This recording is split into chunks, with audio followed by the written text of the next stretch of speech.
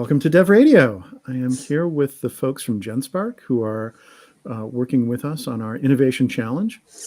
The Innovation Challenge is a program that we've got going where we are working to do more with diversity and inclusion in technology. We're working with groups of people who can help us reach, people who are underrepresented in technology and get them some skills and some experience building AI solutions with Azure. The first part of the program is people are getting certified on either AI 102, the developer engineer certification, or AZ 204, the regular developer certification for Azure. And everyone who gets those certifications before May 28th, when we kick off the hackathon, will be invited to the Innovation Challenge Hackathon. We'll have a $10,000 prize for the first place team. People will be working on actual customer use cases. So solving real world problems, getting real world experience.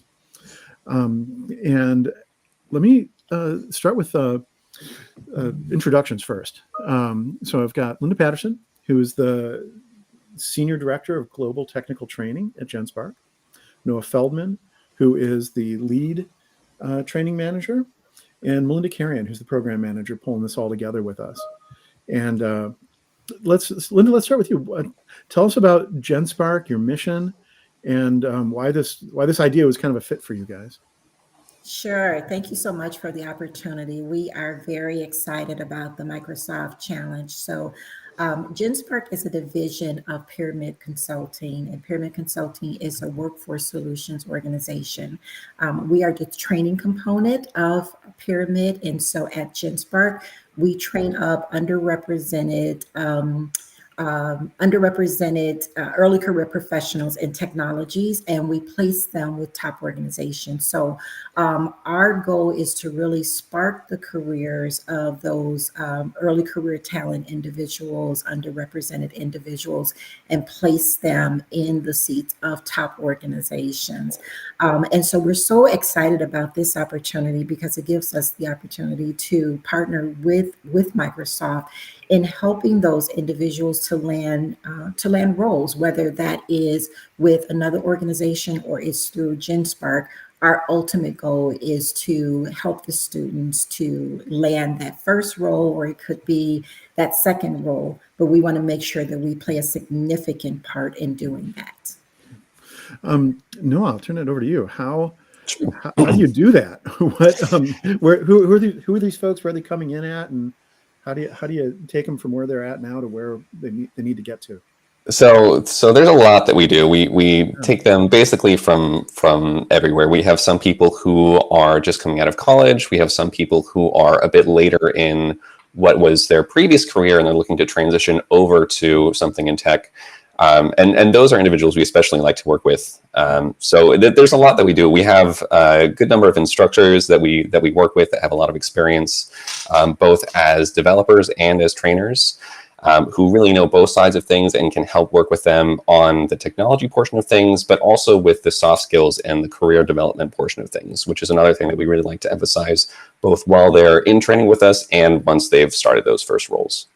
Yeah, the soft skills soft skills is almost a bad word for it because they're so essential. Right. Yeah, figuring out what the customer needs and how to build it. Those are real skills. Exactly.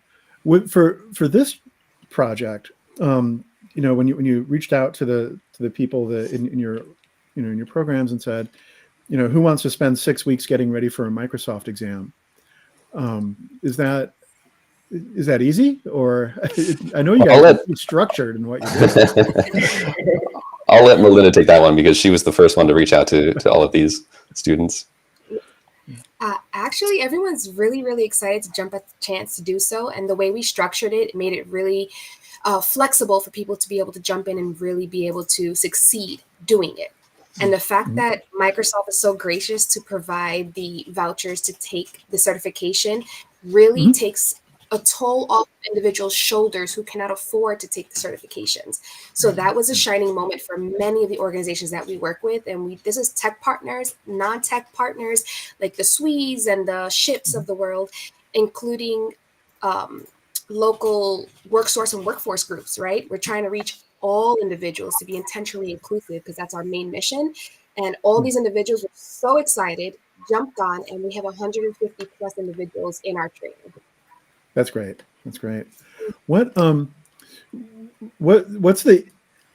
most, I don't know, how do I say this question? I guess it's for Noah.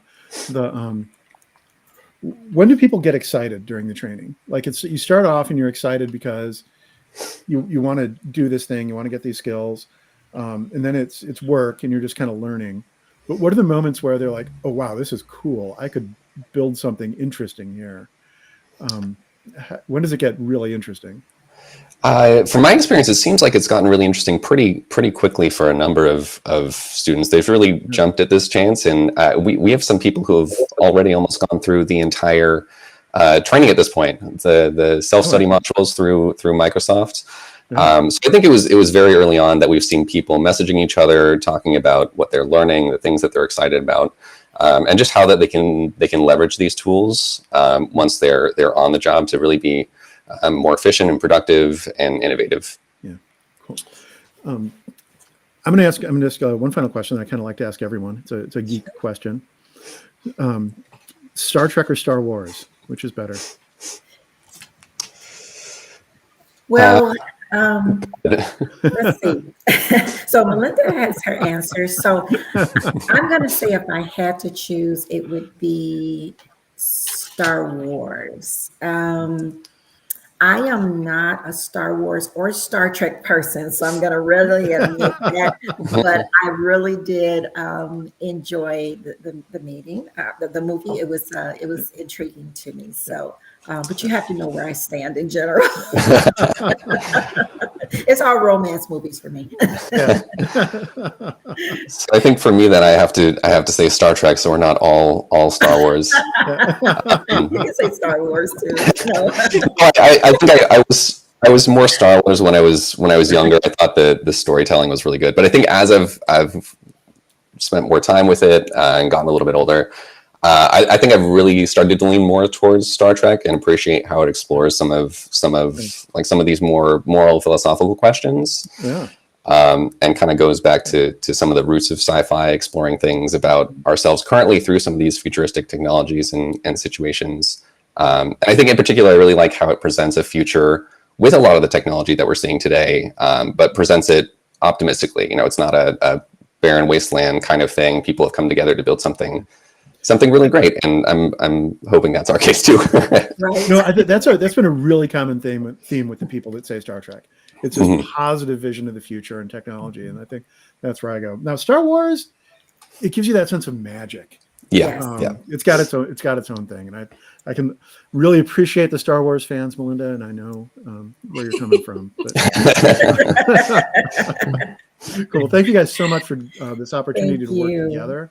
We'll get the hackathon registration site up in a couple weeks and get teams formed and start building some stuff. And thanks for your time today. Thank you. Thanks so much.